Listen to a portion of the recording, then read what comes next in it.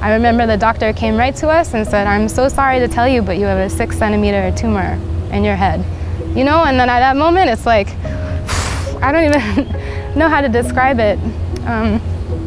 It feels a bit like, you know, you just know at that moment your world is just going to completely change. You know, this is a very aggressive disease, and you should be somewhere where you feel like the most support, and you have like a lot of people there to help you. This is going to be like a hard journey. Lack of mobility on his left side was really starting to show, and he went to stand up on his left leg and actually fell over in the restaurant. And so this was a moment, I think, for all of us that were there, that it was quite a scary moment. I do think that GBM has changed him a little bit to, like, you know, not dwell so much in the past or think too much of the future, but really like, what can I do right now? Yeah, he's just kept fighting, and he kept saying that to me, like, I'm not ready to give up. Every time we would end up in the hospital, he always made a point to tell me, like, I'm not ready to give up yet. I always ask my patients and Pieter what is the most important thing for him. And he told me playing music is the most important thing. His cognitive function and also his motor function will be most important. So in my surgery, I was very careful to preserve that part of the function that I know in the brain, and then so that he can enjoy his life and preserve a better quality of life.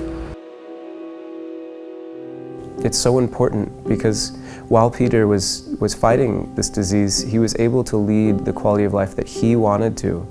And he was able to bring quality to our orchestra, all of his experience and his training. The idea for musicians being able to work and perform in the orchestra is often one of the most rewarding things that we have in our daily life. He loved playing so much. I just remember, like, no matter what the week was, he enjoyed it. Just liked to play, you know. Playing the trombone was fantastic therapy for him, fantastic motivation, and that's so good for us too, to see that as well, when he's fighting so hard to keep the music going. And he was giving like more than 100% all the time, you know, under a lot of times under like the worst possible circumstances imaginable. It's just incredibly motivating and inspiring to see how hard he was working and how well he was doing under those circumstances. When they start to deteriorate, they may not be able to see, or they may not be able to communicate with their family, and they can't even do independently their daily activity. So it was very important for them to have a very caring person to take care of them. It's not easy. You know, I feel like my life is all about Pieter now. For a GBM caregiver, that's really what it is. Not just a daily thing, it feels like an hourly, you know, we're constantly by their side to help them. Times are short, but we have so many happy memories of both of them. And there's still going to be memories made. I just want them to be happy and comfortable and close and loved and cherished, and to know that they mean something to people.